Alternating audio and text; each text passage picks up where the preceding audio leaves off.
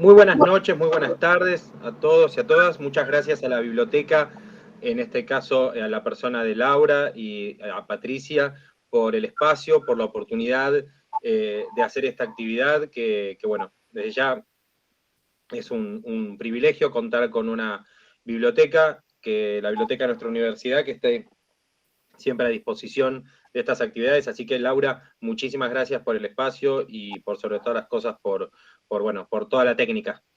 No, por favor, a usted. Muchísimas gracias por estar. Bueno, gracias. Bueno, hoy nos trae, en esta oportunidad no nos trae una fiesta del libro, como normalmente los solemos reunirnos cuando tenemos estos talleres de jurisprudencia, porque la última fiesta del libro, bueno, ya pasó, ya tuvimos la oportunidad de reunirnos y de compartir un poco de jurisprudencia, un poco de cuestiones sobre COVID. También hablamos sobre cuestiones del medio ambiente, creo que hace 2 años más o menos. Pero bueno, en esta oportunidad, y aprovechando la presencia de todos y de todas mis alumnos y alumnas de Derecho Internacional, ¿no? Como alumnos de, de Comercio Exterior, y así también algunos de aspectos legales de la Facultad de Ingeniería, otros invitados y otros alumnos de las facultades de esta universidad, y también otros invitados que engalanan por sobre todas las cosas con su presencia, amigos, colegas, que bueno, que espero que no estén aquí porque no tenían nada mejor que hacer, sino porque de verdad les gustó la propuesta, les interesó, o por lo menos vinieron a dar una palmada en el hombro y una muestra de apoyo. Así que está muy bueno. Pero bueno, ¿qué es lo que nos trae un poco para hablar hoy? Bueno, es lo que llamamos el derecho internacional privado, ¿no? Es cierto que el derecho internacional, ¿sí?, tiene un poco sus vericuetos, ¿no? Ya el derecho internacional, ¿no? Tiene sus complicaciones, porque obviamente si hablamos de derecho internacional público, pareciera, bueno, que todo está resuelto con la ONU, bien, y con otros organismos internacionales que parece como que de alguna manera copan la parada y resuelven conflictos e intervienen, y si no es la ONU, bien, es el gobierno de Estados Unidos, o si no es la OTAN, bueno, y etcétera. Pero la problemática está cuando aparecen cuestiones de privados, ¿no?, desde en otras latitudes, ¿no? En otras situaciones. Entonces, lo cierto es que parece que las problemáticas domésticas, ¿no? Las problemáticas domésticas se resuelven obviamente, con las leyes locales, con las normativas locales, lo cual no significa que se resuelvan, ¿no? Está claro. Pero bueno, entendemos que si tenemos definida ya cuál es la jurisdicción y tenemos definida cuál es la normativa aplicable, pareciera que el problema de la solución de conflictos es un poco más simple. Bien, entonces lo cierto es que en el derecho internacional privado, que es lo que hoy nos atañe y lo que nos llama, y un poco también para aquellos que no saben lo que es, que espero que no haya ninguno de esos, pero si lo hay, lo vamos a aclarar, ¿no? Que el derecho internacional privado es aquella rama que justamente del derecho que tiene como objeto los conflictos de competencia internacionales, ¿sí? O sea, los conflictos que se dan en base y que van a tener resolución o que van a tener solución, ¿no? En basamento de leyes internacionales, de leyes que de alguna manera fueron creadas, ¿no? O fueron dictadas por los acuerdos de los estados, y que entre la cooperación procesal y la condición jurídica, se podría decir, de las personas intervinientes, personas físicas o personas jurídicas, ¿no? Empresas, por ejemplo, ahí va a estar la situación, ¿no? Ahí va a estar el conflicto. Obviamente, no hay participación estatal en el conflicto. ¿Por qué? Porque si no estaríamos hablando de derecho internacional público, ¿sí? Si una de las partes es el Estado o alguno de los estados en cualquiera de sus formas, estaríamos hablando de derecho internacional público. Pero estamos hablando de privado porque aquí justamente se trata de una contienda entre privados. Entonces, por eso es tan importante determinar bien la condición jurídica de estos elementos de extranjería, ¿no? ¿Sí? Aquellos que cursaron conmigo o cursaron la materia de Derecho Internacional en Comercio Exterior, o aquellos que vieron Derecho Internacional Privado, o aquellos que por lo menos vieron la parte internacional de Derecho Societario, se encontraron con que cuando hay una empresa, ¿sí? Estas sociedades, estas personas jurídicas que tienen, por ejemplo, su sede principal en otro país o en el extranjero, o comercializan, ¿sí?, con empresas que están fuera de las fronteras locales, bueno, efectivamente pueden derivarse conflictos de lo que llamamos conflictos de extranjería, ¿no? Conflictos internacionales. Y como se trata entre privados, obviamente estamos ante conflictos de derecho internacional privado. Estas son las cuestiones, por decirlo de alguna manera, que principalmente sobre las que se ocupa el derecho internacional privado, ¿no? Para resumir, competencia judicial o competencia, sí, competencia judicial internacional, ¿sí? O sea, ante qué tribunales vamos a resolver, vamos a plantear, principalmente vamos a plantear la demanda, ¿no? O sea, si somos la parte, ¿ante quién tenemos que reclamar? ¿Ante quién tenemos derecho a reclamar? La segunda cuestión sobre la que se va a ocupar el derecho internacional privado es qué ley vamos a aplicar, qué normativa va a aplicarse. ¿Sí? Hay una normativa internacional que rige esta situación, como por ejemplo la compraventa internacional de mercaderías. ¿Sí? Ahí hay un tratado, buenísimo. Pero ¿qué pasa si no la hay? ¿Qué pasa si la hay y no es entre esos dos estados?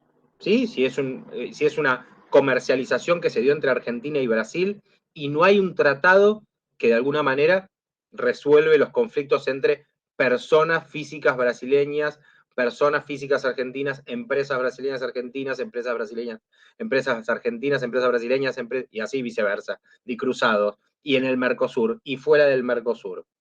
Bien, ¿quién se hace cargo de algo que se vende en Chile, que se compra en Brasil, que pasa por Argentina en el medio y en el medio se rompe? Bien, ¿quién se hace cargo de ese conflicto? ¿Sí? ¿Paga Argentina por estar en el medio? ¿Sí?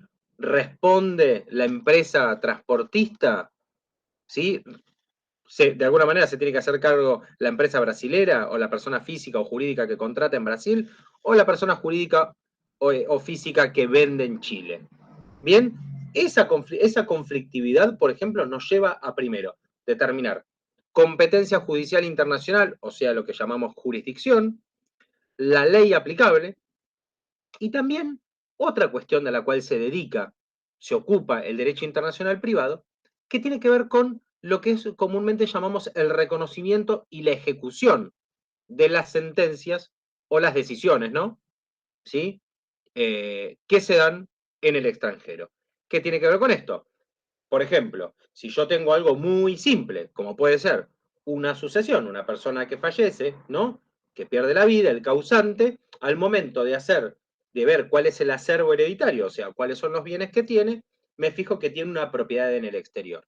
Bien, entonces yo inicio la sucesión en Argentina porque es el último domicilio de la persona, el último domicilio de lo que llamamos el causante, los herederos se presentan, hacemos la publicación de dictos para que se presenten posibles acreedores, si es que existen, avanzo con el proceso, pero al momento de ejecutar la sentencia, de ejecutar lo que es la declaratoria de herederos, digo, bueno, buenísimo, tengo una propiedad en Capital, tengo una propiedad en la provincia de Buenos Aires, tengo una propiedad en, no sé, en la provincia de Salta, pero también tengo una propiedad no sé, en Italia. Miren qué suerte. Entonces, efectivamente necesito que en Italia se reconozca esta sentencia, ¿sí? Esta decisión que surge de un órgano jurisdiccional argentino. O sea, necesito justamente que el par italiano, podría haber dicho cualquier país, ¿no? Pero que el par italiano, que el juez italiano, ¿bien? Y que la jurisdicción italiana reconozca esta decisión, ¿sí? Que se dio en la órbita de, por ejemplo, en este caso, de la justicia nacional en lo civil de Argentina, de la capital federal. Bien, este reconocimiento, esto que parece una pavada, por decirlo de alguna manera, lleva a conflictos, obviamente. ¿Sí? No solamente lleva a conflictos, sino que también lleva a gastar tiempo ¿sí? A gastar mucho dinero muchas veces, ¿sí? Y obviamente nos encontramos ante esta situación en la cual tenemos que sí o sí participar, ¿bien?, de estas cuestiones. Porque si no, efectivamente, perdemos. ¿Qué perdemos? Y bueno, perdemos el derecho, ¿sí? No perdemos el derecho, ¿no? Porque no dejamos de ser herederos, pero no vamos a poder acceder a esa propiedad, lo cual es súper importante, ¿sí? Es muy importante poder acceder a eso que de alguna manera es, en principio, ¿no? Aparentemente, y por lo que creemos, es nuestro. Entonces, efectivamente, para poder hacerlo, bueno, tenemos que dar paso o tenemos que cumplir con todas estas formalidades.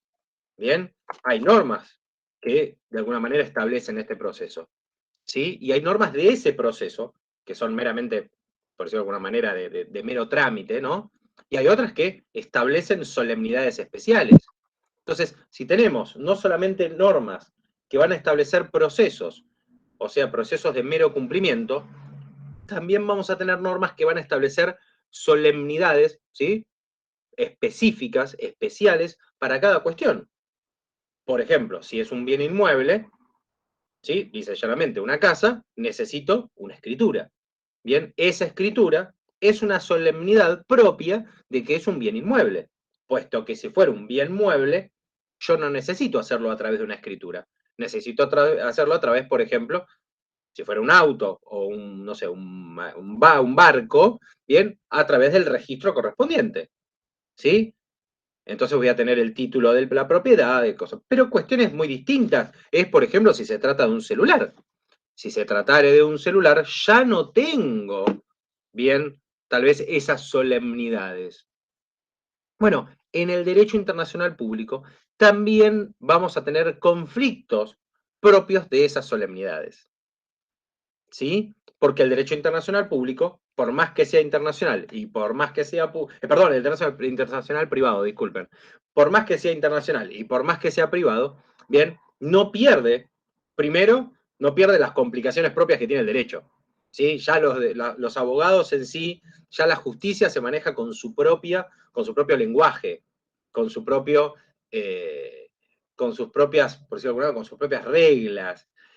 Utilizamos palabras raras, no decimos hojas y decimos fojas, no decimos cumplir, decimos cumplimentar.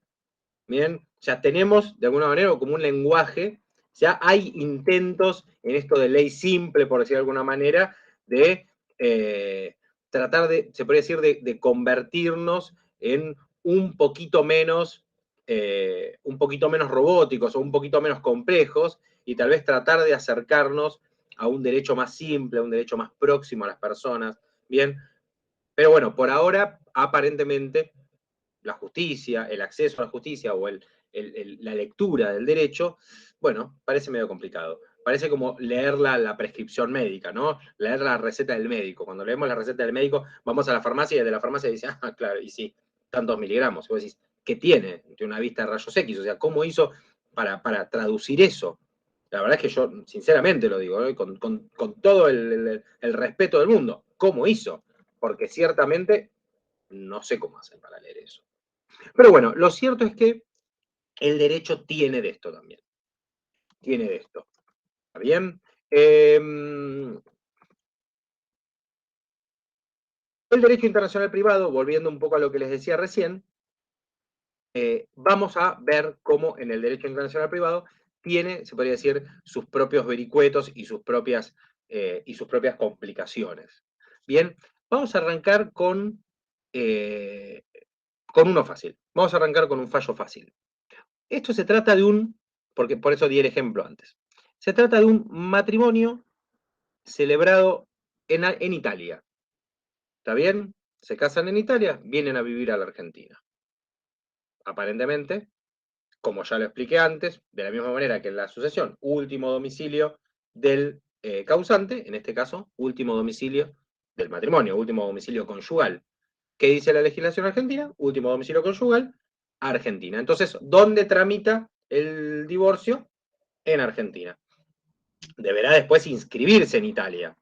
Pero bueno, entonces tenemos un fallo del 19 de mayo del 2021 sobre un divorcio, matrimonio celebrado en Italia, divorcio decretado en Argentina, la inscripción que se hace en Argentina, ¿está bien?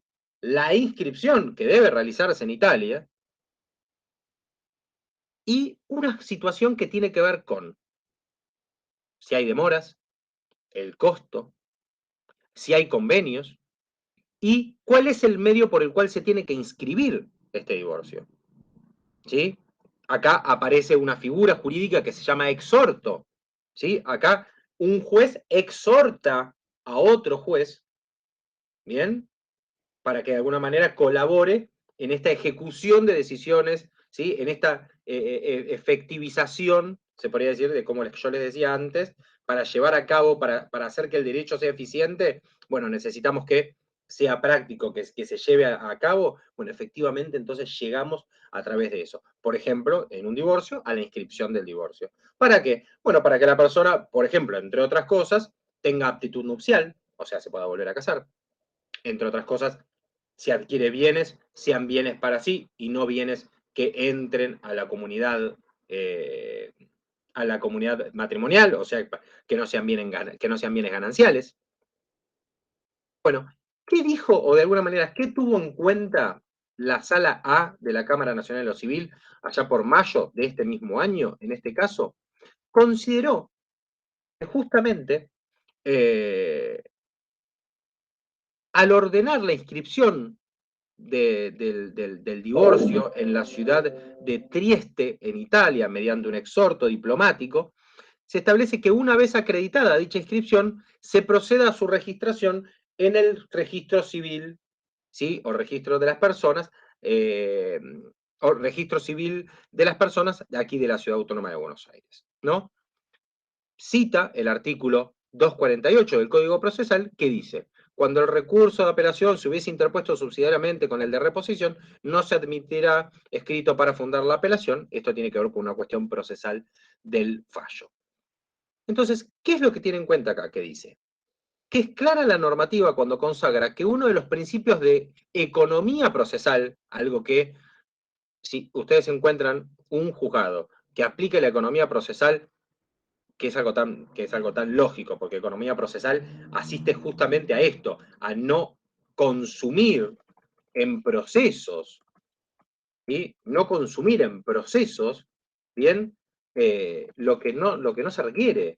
O sea, si yo ya presento una cosa, ¿para qué me piden bien que cumpla con esto, que cumpla con lo otro? El principio de economía, justamente, el principio de economía procesal, justamente lo que aconseja es no vedar al juez la posibilidad de considerar que hay cuestiones que son constitutivas, que son modificativas o extintivas, producidas durante el proceso, y que al momento de dictar sentencia tienen que ser tenidos en cuenta, y que tal vez el juez dice, no, no lo tengo en cuenta porque es necesario primero que se cumpla con tal cosa, con tal otra.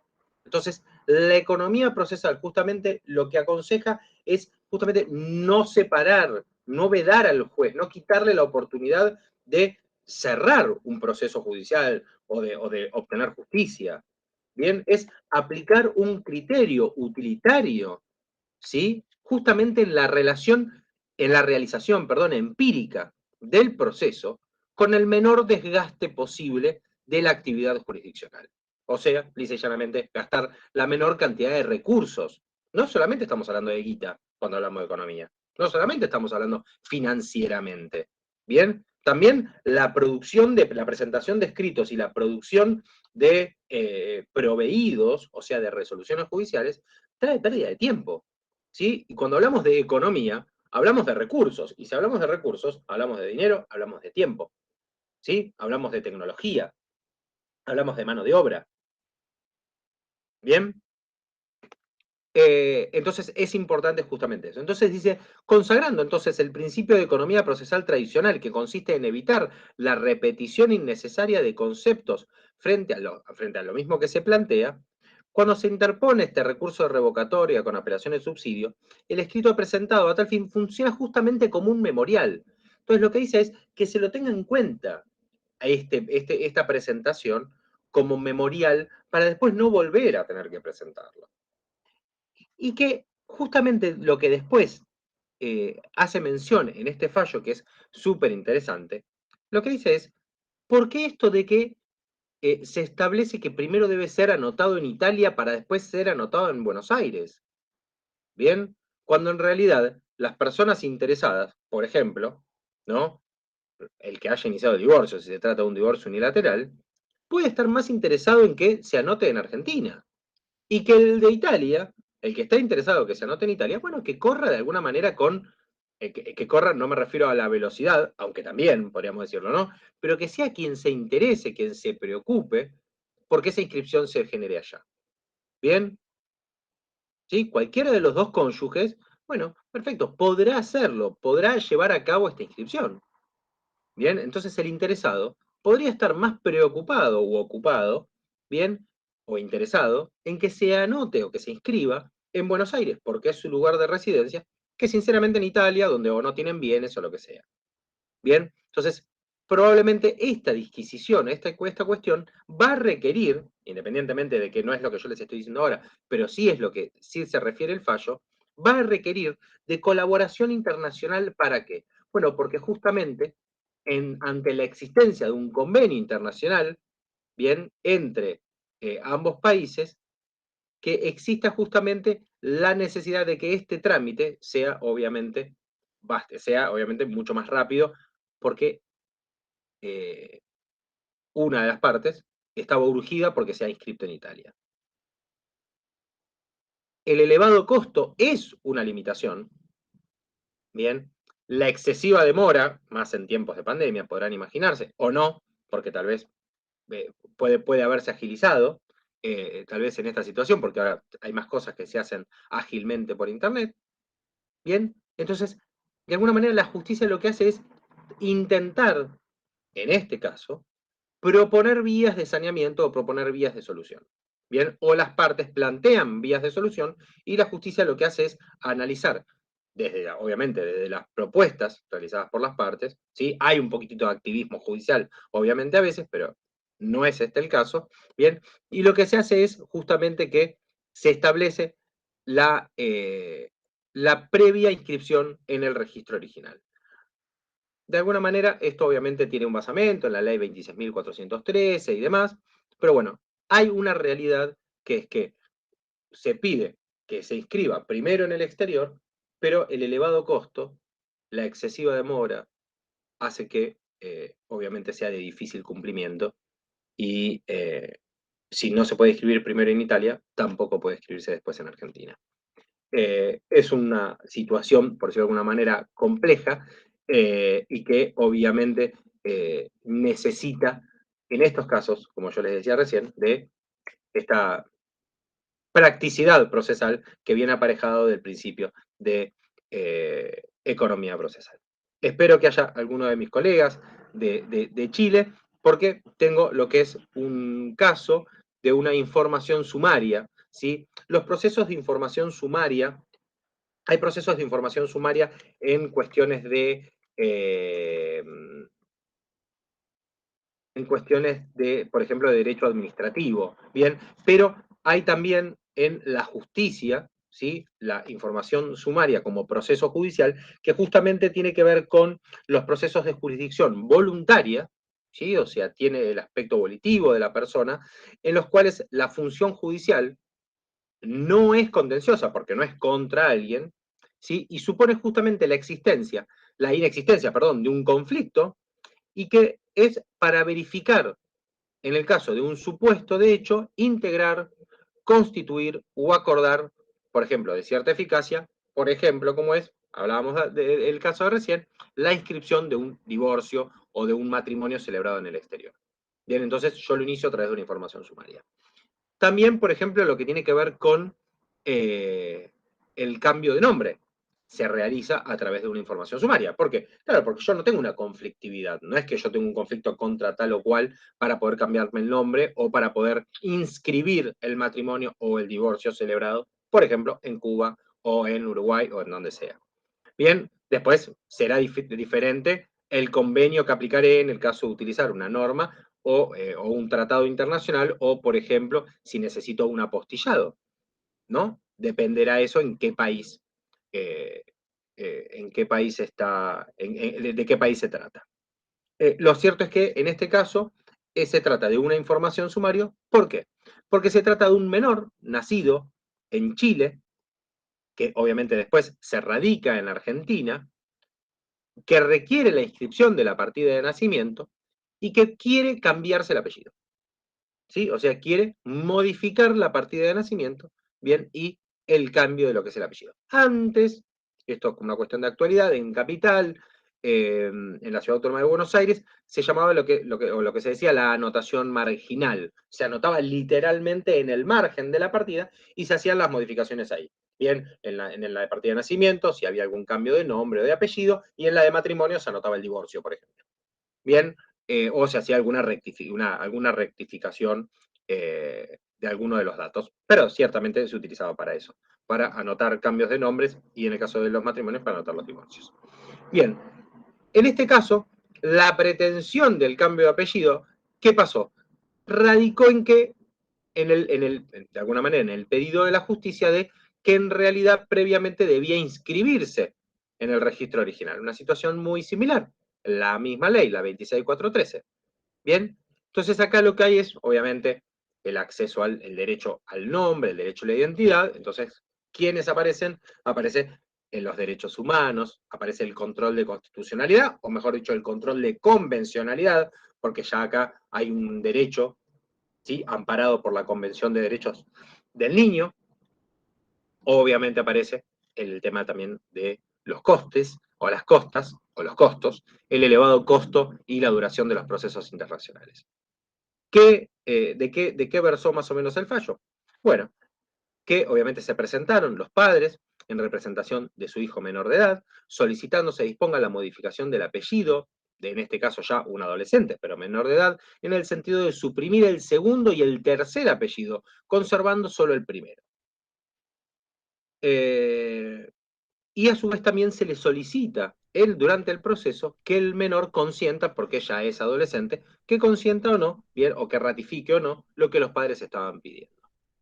Se invoca que justamente él tiene hermanos y que todos ellos cuentan con el apellido, con ese primer apellido, excepto él, que tiene 3 apellidos, que nació en Chile y que en ese país es obligatoria la inscripción de los recién nacidos con el doble apellido paterno y el materno, de modo que así quedó conformado, ¿no?, su extensísimo nombre, porque él tiene nombre, nombre, segundo nombre y los 3 apellidos, o sea, son las 5 iniciales.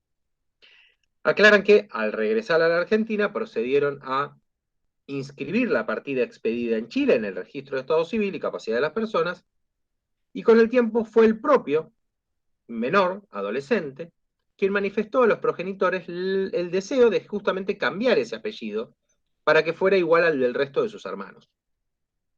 O sea, que solamente tenga un solo apellido.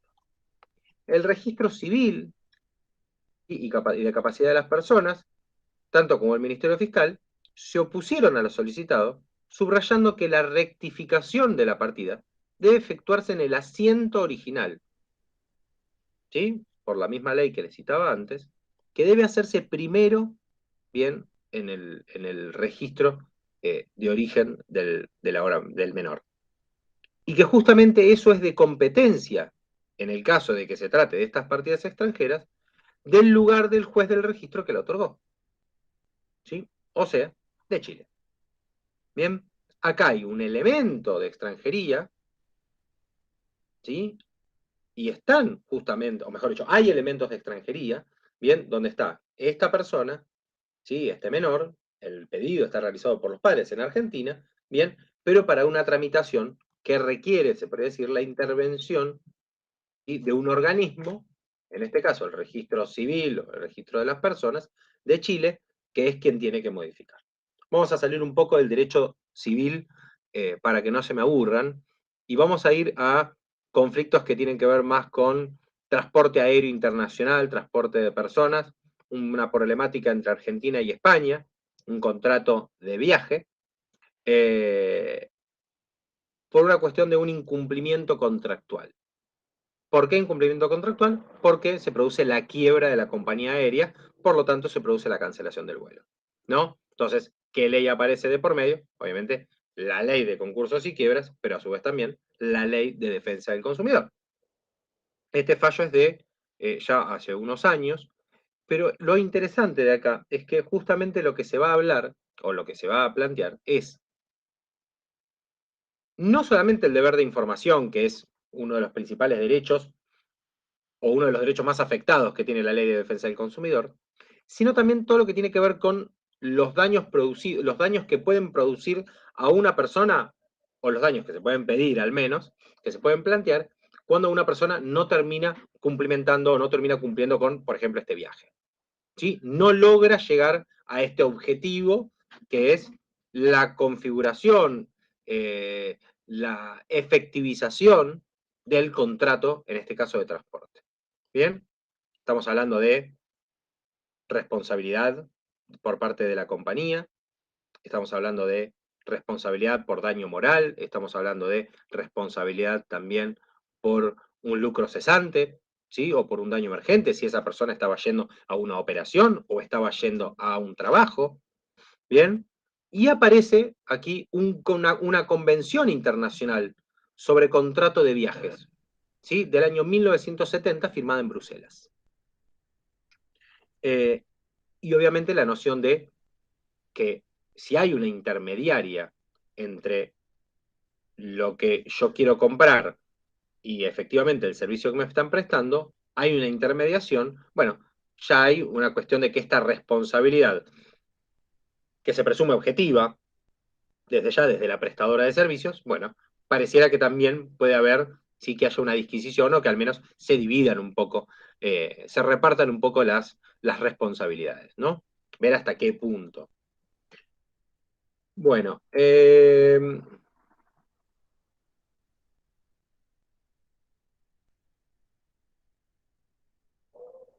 este caso hubo una situación bastante puntual, que este fallo es de el 4 de junio del 2015. Al 4 de junio del 2015, el, eh, la Convención Internacional sobre Contrato de Viajes de Bruselas de 1970 había sido denunciado, o sea, denunciado significa que eh, no tenía efectos en Argentina, porque el Estado había denunciado el tratado, ¿sí? Denunciar es, como decirlo de alguna manera, como salirse, ¿sí? De ese tratado. No es que es algo tan simple, pero había sido denunciado ese tratado. Entonces, no obstante, ¿qué resolvió la Cámara en su momento? En este caso, la Cámara Nacional en lo Comercial, Sala F, el 4 de junio del 2015, resolvió que se presentaron fulano de tal y sultano de tal, bien, promoviendo justamente una formal demanda contra, bien, esta sociedad anónima por los daños y perjuicios que estimaron una suma X, bien, con las costas. En este caso, bien, hay que analizar si esta sentencia, mejor dicho, o esta problemática, ¿tiene un conflicto de extranjería? Sí. ¿Por qué?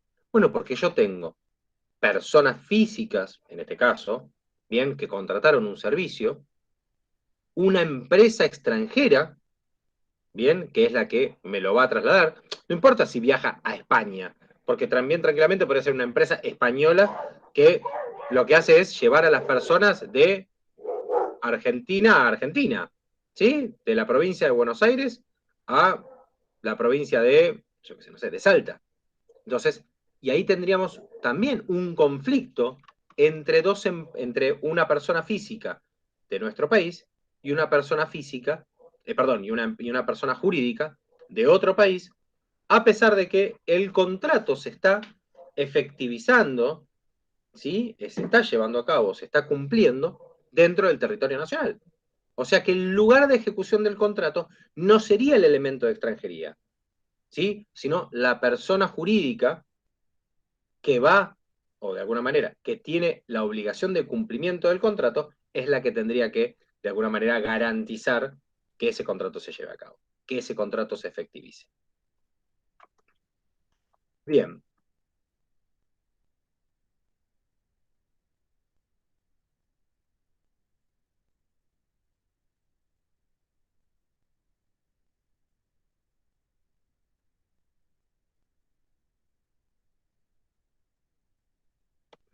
Bueno, vamos a pasar a otro que tiene que ver con lo que veníamos hablando, que es justamente un caso de reconocimiento de sentencia extranjera. Y con este yo creo que es el último, porque es de hace poquito, es de mayo del 2021. Bien, y es una cuestión muy puntual, sí, que nos tocaba, que nos faltaba, que era, si bien habíamos hablado de derecho civil, de divorcio, me faltaba esta materia que quería hablar, que era lo que tiene que ver con el reconocimiento de sentencias extranjeras cuando se trata, por ejemplo, de alimentos. ¿Sí? Hay un deudor alimentario con domicilio en Argentina y hay un acreedor alimentario con domicilio en España. ¿Sí? Hay una sentencia, ¿sí? Condenatoria en el orden de la cuota alimentaria, ¿bien? Que tiene que ser ejecutada, primero reconocida y luego ejecutada, en nuestro país. ¿Está bien? ¿Qué es lo que se está pidiendo en la sentencia o qué es lo que se está pidiendo en la demanda y por tanto lo que reconoció la sentencia? La retención directa de los saberes por parte de el trabajador que está en Argentina, bien, y que efectivamente ese dinero se traslade, ¿no? Se envíe a España.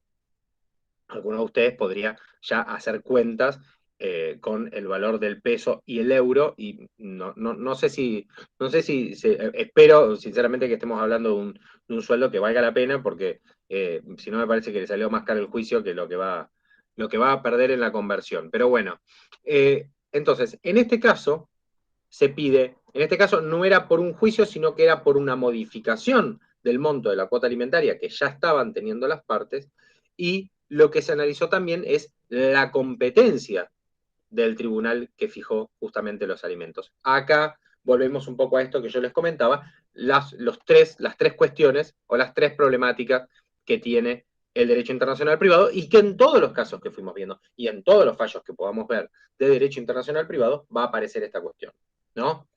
Competencia, o sea, perdón, jurisdicción aplicable, ley aplicable, ¿sí? O sea, jurisdicción, legislación aplicable y obviamente lo que tiene que ver con el reconocimiento de la sentencia, que en este caso obviamente va a ser una sentencia extranjera, ¿sí? Porque venga de España o porque vaya hacia España. Bien, un poquitito como para que conozcan el caso, ¿sí? Vienen las presentes a esta alzada a fin de resolver el recurso de apelación interpuesto por el demandado, ante la resolución, y que en este caso es una decisión recurrida que dispuso la retención directa y mensual por la suma equivalente en pesos a euros, ¿sí? ¿Sí? O sea, pasada a pesos, unos 300 euros en concepto de cuota alimentaria. Bien, a partir de enero del 2021, o sea que ya lleva 7 meses, supuestamente, este hombre debiendo o teniendo que pagar. A cuyo fin, entonces, se libró un oficio al empleador del demandado, ¿sí?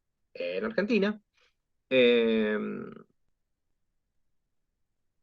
y el demandado obviamente se quejó, porque este monto excede el porcentaje que prescriben las normas vigentes, bien del salario que perciben mensualmente, y que de concretarse se quedaría sin manera de vivir. Bien, hay legislación que limita esto, pero también hay legislación que habla bueno, de que la naturaleza de la cuota alimentaria es justamente la subsistencia del hijo, ¿no? Y la importancia de, etcétera, etcétera. Entonces acá, obviamente, hay que tener en cuenta, se tienen en cuenta siempre estos dos criterios, los famosos dos criterios, ¿no? El criterio de cuál es el caudal de dinero que puede y que tiene el alimentante para pasar cuota alimentaria, y por el otro lado tenemos las necesidades del menor o del alimentado o alimentada. Bien, bueno, en este caso justamente se le impone a alguien una suma de 300 euros que llevado a una conversión de más o menos, analícelo, 200 más o menos estará 200 pesos estará el euro. Bueno, imagínense entonces el monto de cuota alimentaria bastante elevado, aparentemente. Más allá entonces de señalar justamente eh, que hay cuestiones en la demanda y en la apelación que plantea, que obviamente no está de acuerdo el juzgado porque no lo toman como una crítica concreta y demás, van al número propiamente dicho, ¿no? Y lo que establecen, o lo que analizan de alguna manera, es que en realidad él venía pagando ya 200 euros y lo que hubo fue una actualización a 300 euros. Hubo un aumento. Bien, en este caso, ¿sí? Hubo que reconocer una sentencia extranjera, ¿sí? Hubo que reconocer esta actualización porque las necesidades del menor eran imperiosas, porque las condiciones económicas del alimentante habían mejorado, entonces podía hacerse, aparentemente por el planteo que hace el alimentante no es así, pero bueno, eh, pero se podría decir, en principio, aparentemente, hay necesidades que cubrir y hubo, de alguna manera, modificaciones a esto, al, al régimen alimentario que tenían estos, estas, estos padres o estos progenitores, por decirlo de alguna manera, entre alimentante y alimentado o alimentada. Bien, tengo yo 5 casos más, pero me parece que es un poco mucho, de los cuales solamente, a pesar de que dije que ese era el último, voy a decir uno más, porque me pareció interesante y porque me parece que, si no les molesta, que tiene que ver con la participación o con la intervención de Apple. Bien, Apple Inc. contra Unitech SA sobre el cese de la oposición al registro de marca. Bien, esto entendió obviamente la Cámara Nacional Civil y Comercial Federal, la Sala 2, bien, y esto tiene que ver, se incluyen de aquí materias que están vinculadas con el arraigo, con la supresión, ¿sí? No la suspensión, sino la supresión, ¿sí? El artículo 2610 del Código Civil y Comercial, la igualdad de trato procesal, ¿sí? Que debe tenerse respecto a una empresa del exterior y una empresa local, o de una persona del exterior y una persona local, que también es un principio, ¿sí? Eh, importante en el derecho internacional privado, la garantía del acceso a la jurisdicción, ¿sí? La garantía de acceso a la justicia, pero de acceder a la jurisdicción, problemática propia también del derecho internacional privado, la naturaleza cautelar, obviamente que se requiere que la situación, en este caso, pues como es un cese de oposición, cese cuanto antes para que esa marca pueda ser registrada. Y después hay principios en cuanto a lo que tiene que ver con una interpretación restrictiva, interpretación sui generis, y el artículo 348 del Código Procesal. ¿Qué pasó acá?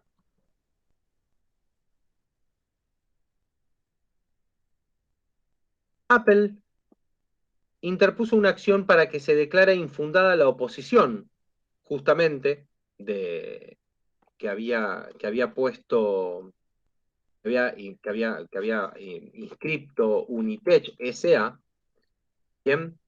Eh, justamente a las solicitudes de la marca Health Kit, ¿sí? En la clase 9 del nomenclador. Aparece justamente la demandada, ¿sí? Que es Unitech S.A., bien, y opone lo que se llama la excepción de arraigo, ¿sí? Aquellos que obviamente no conozcan en cuanto a lo que tiene que ver con, no solamente con la excepción de arraigo, sino con la palabra arraigo o desarraigo, bien, justamente tiene que ver con los intereses del lugar, ¿no? Con los intereses arraigados. Si yo hablo de la excepción de arraigo, estoy hablando justamente estoy hablando de la finalidad de conceder a que la persona a la cual yo estoy accionando, ¿sí? Pueda perdón, la persona que está accionando pueda salvaguardar intereses, ¿sí? Que pudieran ser afectados o que pudieran verse agraviados con las consecuencias de un resultado definitivo, ¿entendés?, en el proceso. ¿Sí? O sea, obviamente esta excepción es una medida, tiene un carácter cautelar, y justamente procede cuando el que la está accionando, el que la está utilizando, tiene un domicilio real en el extranjero y no posee bienes en el país. ¿Sí? Por consiguiente, estaría viéndose desprotegido por lo que es el artículo 348 del Código Procesal Civil y Comercial. Bien, continuamos un poquitito más y abrimos a preguntas. En este caso, el juez de primera instancia rechazó la excepción con fundamento en la normativa del artículo 2610 del Código Civil, que dice los ciudadanos y los residentes permanentes en el extranjero gozan de libre acceso a la jurisdicción para la defensa de sus derechos e intereses en las mismas condiciones que los ciudadanos y residentes permanentes en la Argentina. Ninguna caución o depósito, cualquiera sea su denominación, puede ser impuesto en razón de la calidad de ciudadano o residente permanente en otro estado. E impone, ¿sí?, las costas a la demandada por haber incluido o por haber opuesto, se podría decir, la excepción de arraigo. La demandada cuestionó justamente la resolución esta que les estaba diciendo recién, porque justamente entendía que el artículo 2610 no es el del caso en el caso en cuestión. Porque la excepción de arraigo del artículo 348 del Código Procesal rige justamente para el supuesto en el que el demandado no tiene bienes ni domicilio en el país. Por lo que la indemnidad de igualdad de trato que otorga el Código Civil y Comercial en el 2610 no modifica las reglas que impone el ordenamiento. No modifica las cuestiones o lo que establece el artículo 348 del Código Procesal. Entonces, ¿qué dice la Cámara? La sala 2, si no me equivoco, la sala 2 de la Cámara Nacional, de la Cámara, perdón, Civil y Comercial Federal, reconociendo un antecedente análogo, ¿sí? Dice, el artículo 2610 del Código Civil y Comercial de la Nación establece el principio de igualdad de trato de los ciudadanos y residentes extranjeros aplicado al acceso a la jurisdicción para la defensa de sus derechos y también los intereses. Y en particular legisla sobre la caución o depósito como exigencia previa, la que no puede serle impuesta en razón de calidad de ciudadano o residente permanente en otro estado. Es una norma general que establece una regla que alimenta a un principio, el de igualdad de trato, ¿sí? Principio de igualdad, establecido en la Constitución, y específicamente prohíbe el arraigo como exigencia, prohíbe el arraigo, o sea, tener domicilio en el país, como exigencia para el acceso a la jurisdicción. El arraigo consiste justamente en una garantía que reclama el demandado, ¿sí?, del actor que no tiene, justamente porque no tiene arraigo en el país, no tiene ni bienes, ¿sí?, no tiene nada, no tiene domicilio en el país, ni inmuebles en el país, para que afiance su pedido, ¿no? Para justamente como caución, como medida de garantía. Esta excepción, justamente por su naturaleza de medida cautelar, como les comentaba hace un ratito, bien, justamente constituye, bien, constituye por su naturaleza una medida cautelar.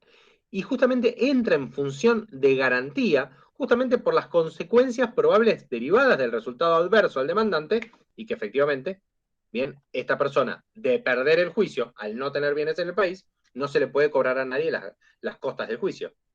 Entiéndanlo así. Yo vivo en el exterior, no tengo bienes en Argentina, inicio un juicio contra alguien, contra un nacional argentino o empresa argentina, me dicen, bueno, tenés que constituir una garantía. Yo digo, pero yo no tengo bienes, no tengo nada. Bueno, entonces tenés que poner X cantidad de dinero. Porque si en el caso de que vos pierdas, las costas del juicio no las va a pagar nadie. ¿Quién le paga al abogado de la contraria al abogado ganador? ¿Sí? El que no tenía bienes en el país desaparece, se fuma.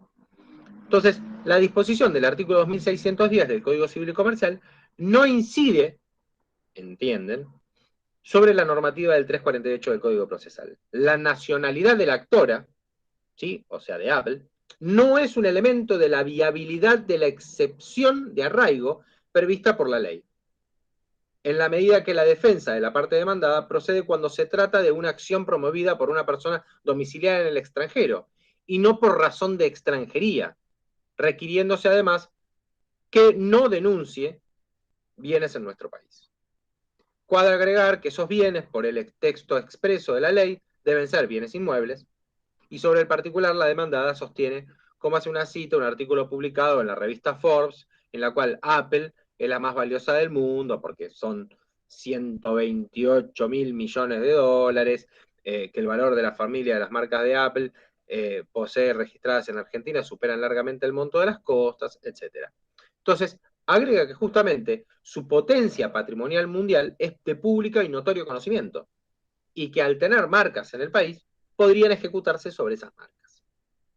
Nadie puede dejar de suponer que la marca Apple tendría un valor que es superior al de las costas de este proceso, aunque tal suposición surge cuando se piensa la marca en el contexto mundial de sus canales de producción, de distribución y venta de ciertos productos, bien, que tendrían su origen en ese mismo grupo, pero en el exterior. Bien. Por cierto, en un caso de admitir el bien mueble registrable como una garantía del artículo 348, la titular marcaria no acreditó en autos el valor que pudiera tener su marca disgregada en ese conjunto económico, el cual sería un valor para alguien que en la República Argentina, como acreedor de un arraigo, se hiciera de la marca, sea en forma parcial o total. Entonces, en este contexto justamente surge este interrogante, que es acerca de el uso de un titular marcario que podría darle a esa marca registrada. O sea, si yo pongo una marca, que es en el caso de lo que Apple hace, ¿no? Dice, bueno, me piden que ponga un bien como garantía, pongo esta marca. Si Apple pierde el juicio, ¿sí? Y a la hora de pagar las costas dice, bueno, quédense con la marca. ¿Quién es el titular de esa marca? Esta es otra problemática, ¿no? Que desprende el juicio, ¿no? ¿Quién es el titular de esa marca a partir de ahora? ¿Sí? Los acreedores, rematamos la marca. Bien, o sea, yo qué sé, no sé, iPhone Argentina pasaría a ser de Juan Pérez. Bueno, es algo como para tenerlo en cuenta. Porque justamente esa marca, ese pequeño registro, ese registro de marca, fue separado, ¿sí? de todo el grupo, por decirlo de alguna manera, y fue utilizado como elemento separado. Algo súper peligroso, imagínense ustedes. Bien. Bueno, entonces, ante la ausencia de bienes inmuebles en el país y el domicilio, obviamente, en el país de la actora, se admite finalmente el pedido de la demanda en cuanto a la excepción de arraigo en la Cámara.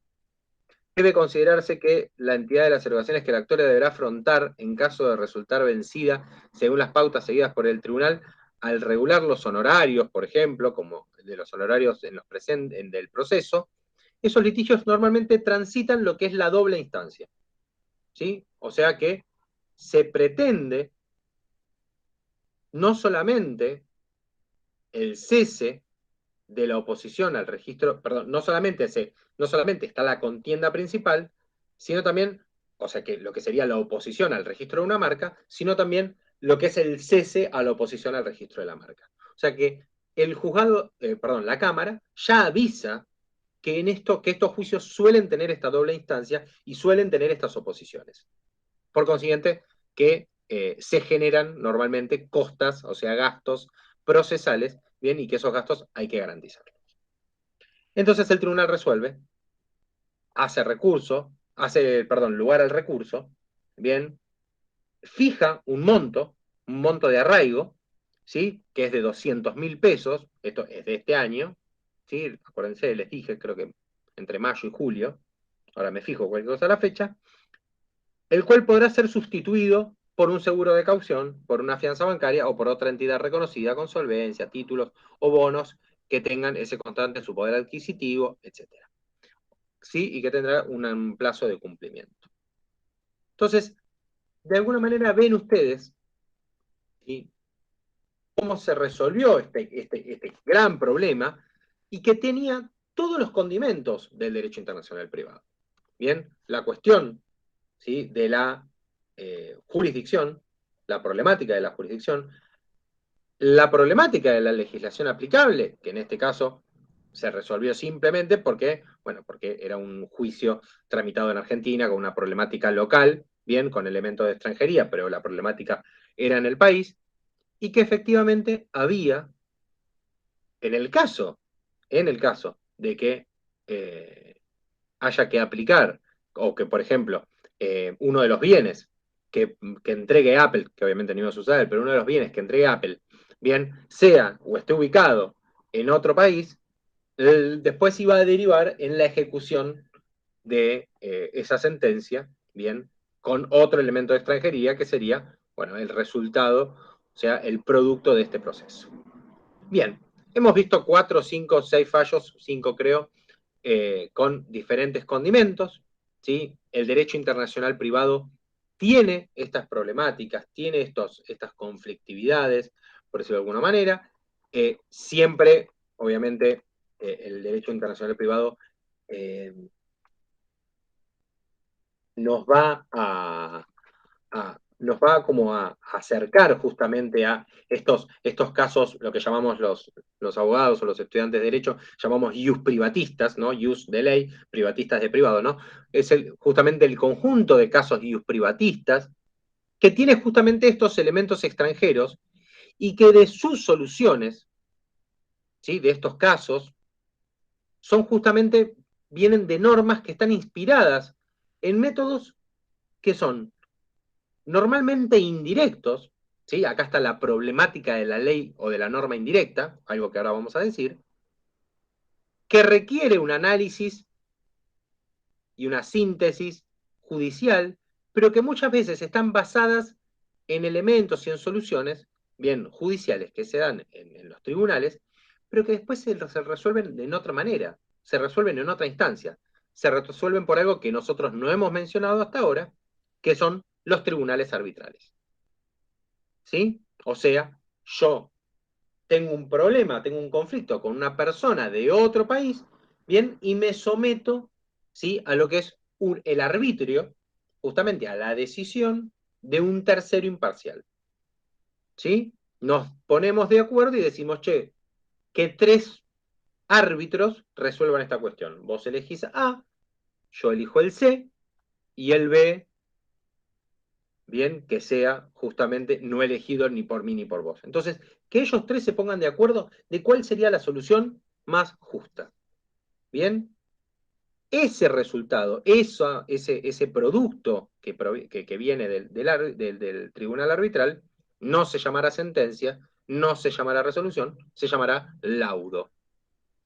Bien, ¿cuántas cosas, no? Que dijimos. Casos ius privatistas, elementos extranjeros, soluciones, ¿sí? Provistas por normas locales o por normas internacionales con reconocimiento internacional, ¿sí? Con inspiración en métodos, tanto métodos convencionales, por decirlo de alguna manera, como sería la jurisdiccionalidad, como también métodos alternativos, como son, bueno, los árbitros o los tribunales arbitrales, ¿sí? Como también conocemos, no sé, localmente conocemos la mediación, los amigables componedores, y también, obviamente, los tribunales arbitrales. ¿Sí? No hay que ir al derecho internacional para encontrar tribunales arbitrales, hay en el orden local. ¿Sí? Y no hay que ir al derecho internacional privado para encontrar tribunales arbitrales, porque también lo hay en público, bien, uno de ellos lo tenemos en el Mercosur. ¿Sí? Cuando hablamos del Tribunal Permanente de Revisión del Mercosur, ¿bien? Que tiene esto, que es muy parecido, de alguna manera, a lo que es un tribunal arbitral.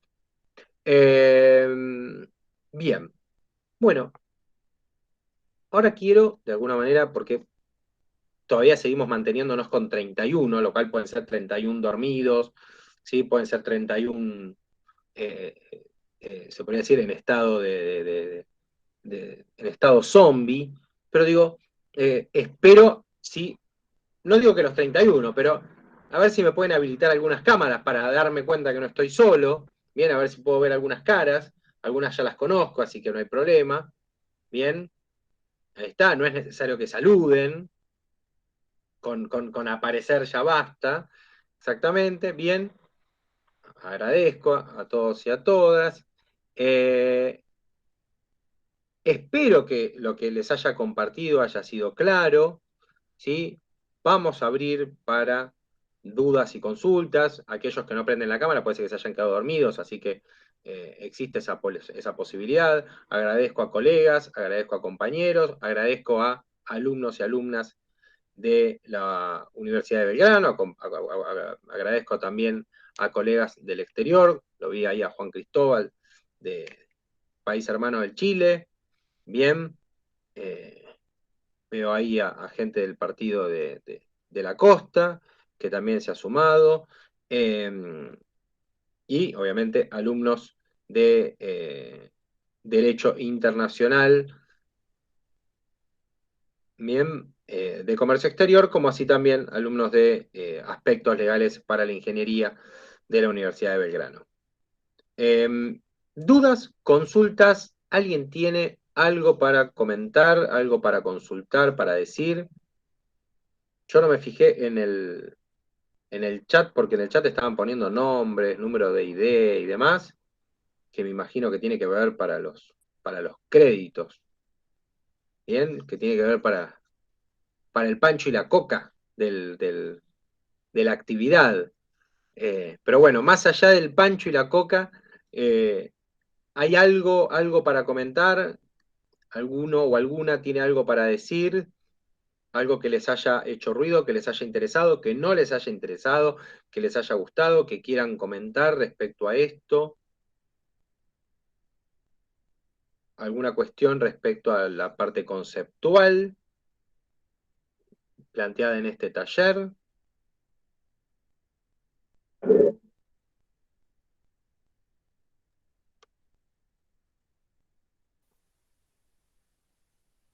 Se va la 1, se va la 2, se va las 3, hacemos así.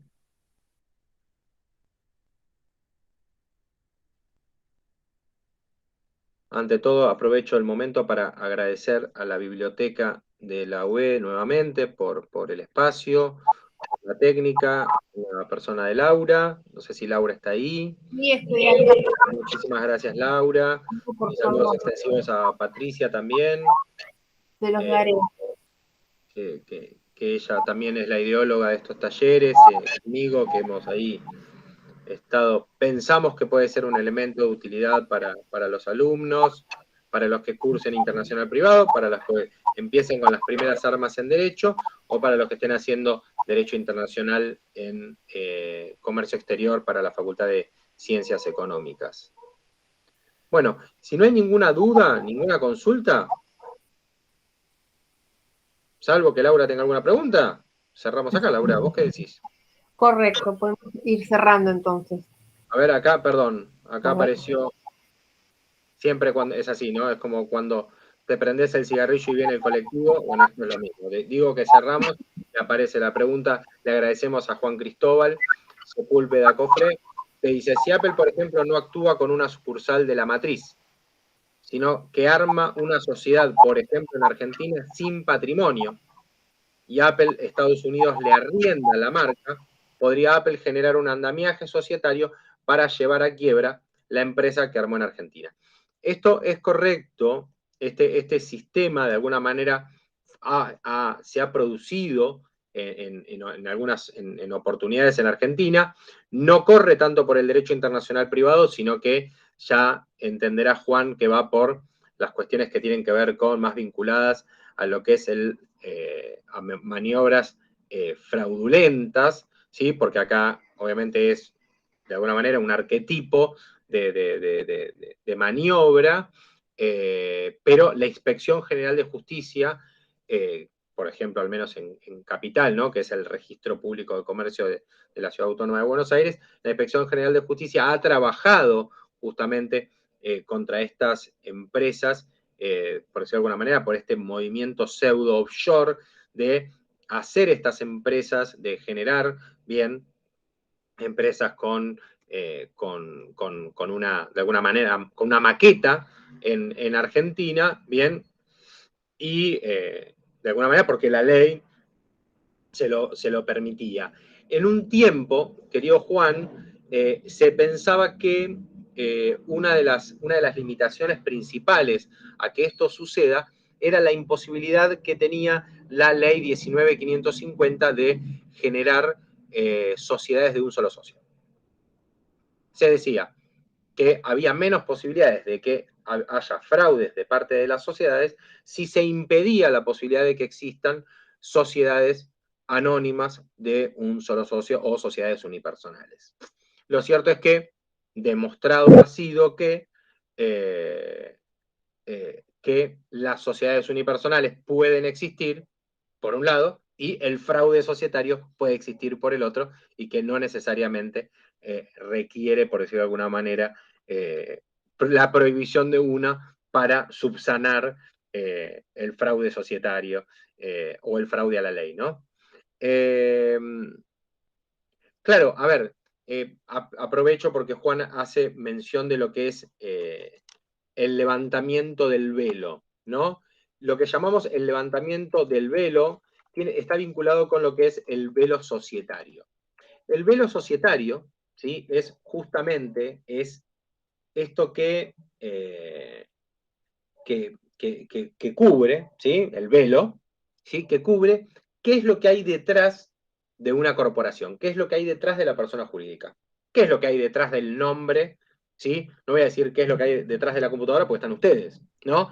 Pero Los aquellos que socios. apagaron la cámara, por ejemplo, ¿cómo, Mora? Perdóname. Los socios. Claro, exactamente, están los socios, muy bien. Entonces, al estar los socios del otro lado, lo que yo hago con el levantamiento del velo societario, ¿sí? Lo que hago es denoto, demuestro, expongo, ¿sí? ¿Qué es lo que hay y quiénes son, ¿no? Justamente el levantamiento del velo societario es aquella doctrina, por decirlo de alguna manera, en la cual los socios de una sociedad mercantil, mercantil o comercial, están obligados al cumplimiento de las obligaciones de la misma. ¿Qué significa? Que hasta ese momento las obligaciones eran de la sociedad. Con el levantamiento de la sociedad, con el levantamiento del velo societario, lo que obligo es a los socios que componen ese ente societario, ¿sí? Por más affectio societatis que haya, ¿sí? Por más cariño que haya entre ellos hacia la sociedad, bien, bueno, ahora la van a querer mucho más porque van a tener que responder, ¿sí? Con sus participaciones y en los casos de fraude, obviamente con sus bienes. Entonces, ahí se produce lo que es el levantamiento, ¿sí? O se retira lo que es el velo societario, se llama levantamiento del velo porque normalmente el velo se levanta, ¿no? Hacia arriba, como con la novia, ¿no? Y lo que, lo que hago yo es traspaso, justamente, no traspaso de pasar, sino de atravesar, ¿bien? Y justamente paso a ver no solamente qué es lo que hay del otro lado, ¿sí? Sino lo que hay es, sino lo que empiezo es agarrar a los socios y los hago cargo, ¿sí? Los responsabilizo por, obviamente, por actuar de mala fe o por encubrir mala fe, ¿sí? Por la intención de fraude a la ley, o sea, por la intención de burlar los derechos, ¿sí? Entonces, la autonomía que tenía la persona jurídica como persona separada de la figura de los socios, ¿sí? No puede ser justamente utilizada para facilitar, para encubrir acciones fraudulentas. Entonces, hago lo que es el levantamiento. Entonces, en el caso que nombraba Juan, efectivamente yo hago, o sea, levanto el velo societario, ¿sí? Exactamente, la inoponibilidad de la personalidad jurídica, como dice Cindy, bien, y voy contra, en este caso, contra Apple Estados Unidos o contra la casa matriz. Bien, voy contra, directamente contra Sion. Aquellos que vieron Matrix entenderán a qué me refiero. Bien, bueno, ¿alguna otra duda o alguna otra consulta? ¿Algún comentario? Yo mientras aprovecho, si así los ayudo a no pensar, vamos a estar sumando este video cuando lo tengamos, cuando ya termine la clase, va a estar subido a la web, así que aquellos que no tomaron nota, no pudieron tomar nota, no quisieron tomar nota o lo que fuere, bien, y tienen ganas de volverlo a ver, pueden hacerlo y podrán hacerlo bien a través de mi canal de YouTube. Mis alumnos tienen el link, aquellos que quieren, me buscan Damián Pizarro por YouTube y van a tener subido no solamente este taller de jurisprudencia, sino los anteriores, sino otras clases, sino otras actividades y demás. Así que los invito a todos a suscribirse, que obviamente no solamente es gratuito, sino que además tiene muchísimas cuestiones que me parece podría interesarles. Si no, por lo menos péguenle una revisada, una mirada y listo. ¿Está bien? Bueno, ahora sí. Laura. Muchísimas gracias, doctor, por su tiempo. Por favor, pensé que iba a tener que decir Laura no está, pero Laura está. Así Sí, que, sí, sí, estoy acá. muy bien. Bueno, agradecemos entonces, yo soy el que tengo que agradecer a todos y a todas los presentes, agradezco a la Universidad de Belgrano, Facultad de Ciencias Económicas, Facultad de Derecho y a la Facultad de Ingeniería, que han acompañado, avisado, patrocinado, que no solamente me acompañaron con la técnica, sino también me acompañaron con los créditos, y hace que muchos de ustedes desinteresadamente también estén acá, así que muchas gracias que me están mandando. A los colegas y amigos también les agradezco y espero que haya sido de utilidad. Muchísimas gracias. Por favor, por favor. Gracias. Tengan una muy buena noche. Gracias, profe. Hasta luego.